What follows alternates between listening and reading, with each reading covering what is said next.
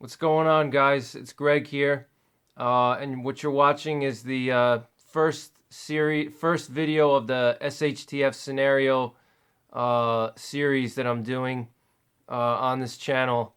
And I just got this idea the last few weeks, because I have a lot of free time on my hands, and I find myself thinking about different scenarios like SHTF scenarios and things of that nature. Like grid down situations, and I think about different things in my head, like what would I do in this situation, or what would I do if the power was out or something. And I constantly think about different scenarios.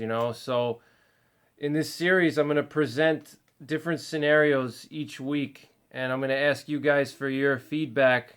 And you guys could tell me what you would do in that situation. I think this will be kind of fun. It'll get you guys to think a little bit, and it'll allow you to analyze some gaps that you have in your prepping. If there's anything in your prepping that it'll allow you to assess, and do a gap analysis. Basically, like, am I prepared to handle this type of scenario, or what would I do? What type of gear do I need to handle this type of situation that I don't have right now? So it'll help you guys, and it'll help me too, obviously. So I think this will be kind of a fun thing. And because I think that a lot of videos out there it's very focused on, like, the skills and the gear and the politics, but there's not much discussion about scenarios and, like, specific scenarios, like how would you handle certain scenarios. So I think this will be kind of fun. So I'm going to think about every week, I'm going to think of a different scenario, and I'm going to post it. I'm going to try to post it every week, maybe, or less, maybe every 2 weeks, depending on, how busy I am. But, I think this will definitely help you guys out, and help, me out as well. So without further ado, I'm going to start the first scenario. So the first scenario is, imagine that there's a disaster in your part of the country.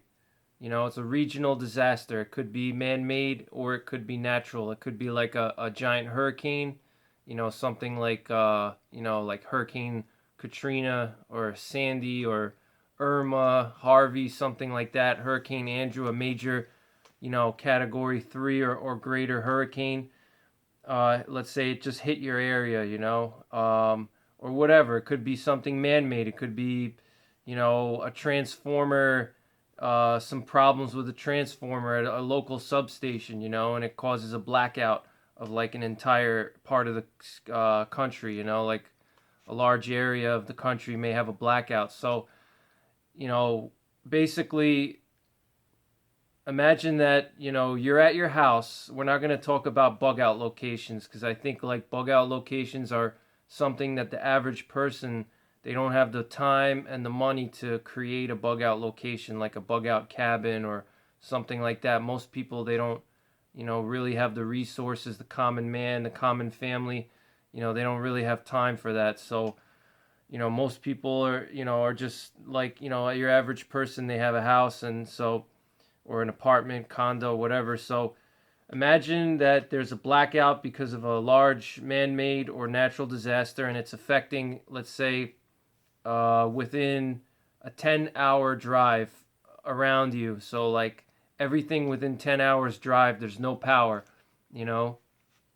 So let's say, I don't know, like, I don't know what that would be, like, maybe, 500-mile radius, So let's say if you live in, like, Florida, the whole southeast, from North Carolina down to Florida and west towards maybe Texas, and the whole area is out of power, or something like that, or some type of a major disaster. It could be a hurricane or whatever.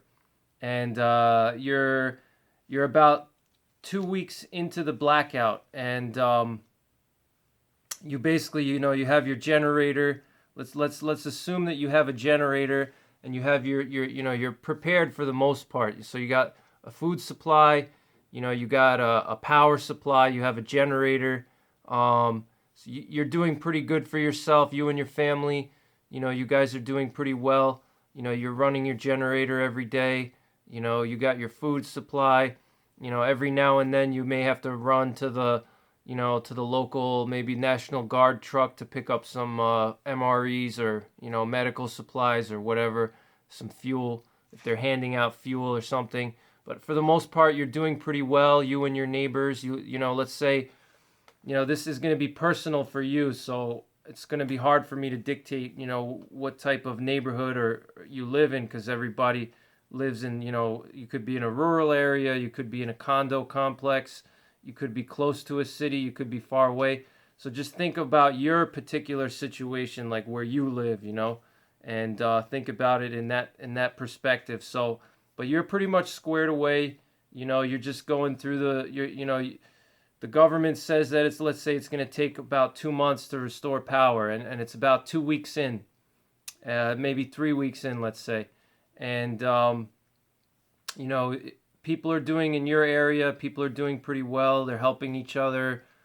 Things are going pretty well. You're just trying to tough it out. You and your family, you're trying to tough it out for those 2 months. And so one night, you shut the power off. You shut the generator down because you don't want to run the generator at night. And let's say like all of a sudden, you hear some noises outside of your house, and you don't know what's going on, and you go outside, and you see some movement. You see some shadows, in your property or around the perimeter of your house. You see some shadows. And you don't know who that is, so you say, "Oh, who's there? Anybody there?" And all of a sudden, you hear like a bang, like somebody shot a firearm really loud in your direction. So you immediately slam your door.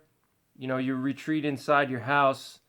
Let's say you may have a sidearm on you, or you may not. It depends on your situation. But what would you do in that situation? What would you do if you were surrounded, your house or your living area, your place of abode, was surrounded by, let's say, a group of people that were armed with firearms, and they surrounded your house or your condo, or, let's say they're moving through your apartment complex. They're going, let's say you live in like a tower, like an apartment tower, and they're going through each floor, they're going floor by floor, and they're going room to room, and they're kicking down doors, or they're threatening people, and they want to they're just having their way with whatever they want, whether it's they want food, whether they want to rape people, whether they want to kill people, whatever it is. So think about that. What would you do if let's say it's 2 to 3 weeks into a power outage, and you're faced with a group of armed marauders, or they may not necessarily be marauders, because marauders means that they're going to be looking for supplies. They may just be, criminal elements looking to rape, looking to, kill, get revenge on people that they think did them wrong, whatever. These could be twisted people. What would you do in that situation? What are your plans? How would you fortify your structure and your area that you are to protect yourself and to protect your family? What would be your defensive strategies? How would you counterattack? Do you have a way of escaping? Do you have a hasty exit? Is there a way that you could get out quickly without being detected? And worst comes to worst, what happens if you're totally surrounded and you can't escape, and you have to fight? You have to fight for your life, and fight for your family's life. You got to save them. What would you do in that situation? How would you get them away? How would you? In this situation, I want you guys to think about what would you do if you're meeting a superior force. You're not going against a single guy that's armed, or two guys that are armed. You're going up against, let's say, like 5 guys or 10 guys that are armed, and they're going, let's say, house to house in your neighborhood, or they're going like I said, through an apartment building floor by floor, and they're going through each room, and they're basically using their firearms as a way to bully people and get what they want. So what would you do in that situation? If you encounter a superior force, they surround your place of abode, and you're totally surrounded. If you try to escape, they're going to shoot you or whatever they're going to do, kidnap you, kidnap your family, whatever the situation is. Have you thought about that? Have you thought about how you would handle that situation? Now, I know a lot of like guys out there are going to say, "Oh, I would put like, barbed wire around my house, and I would put all kinds of booby traps in my backyard." But you got to think about it from the perspective of most people are not going to be doing that. And realistically, you're not going to really be able to put booby traps out, and things of that nature, because God forbid if like your neighbor is walking onto your property for whatever reason, or their dog or their kids, they run into your property. You realistically, you're not in a war zone. You're not in a combat zone. You can't just throw booby traps out anywhere you want, because you don't want to like accidentally kill your neighbor or something like that, or your neighbor's kids or whatever, their pets. So, realistically, you're not going to be able to start putting up claymores and whatever, barbed wire and stuff like that. That's not realistic in my opinion. So what would be some things that you would do to fortify your structure? How would you counterattack? How would you escape? So think about that. And let me know in the comments section, what you would do. And I think what I would do is, I would obviously try to escape if I could. I definitely would not want to start getting into a firefight with a group, even if they don't know what they're doing. If you got 5 or 10 guys, some thugs that never really spent time shooting, they don't know, how to shoot, they don't know the fundamentals of marksmanship, they're not tactically oriented, they're not strategic thinkers, they're just thugs that intimidate people with weapons. Even in a situation like that, it's going to be hard to, if let's say like you're the man of the house, and let's say you may be the only person that can realistically fight, because you're not going to send your wife out there to get into a gun battle, and your kids, obviously you're not going to send your kids out there, unless they're grown. If they're like 25 or 30, that's different. But realistically, you're not going to send your kids out there. So assume that you're the man of the house, and it's up to you. You're the only one.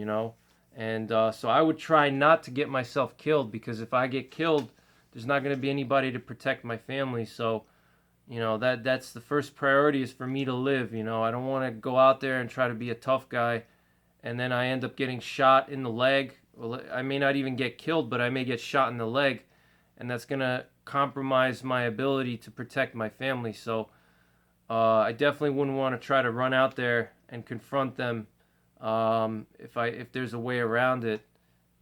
So think about that, guys, and let me know what you would do. All right, guys, take care.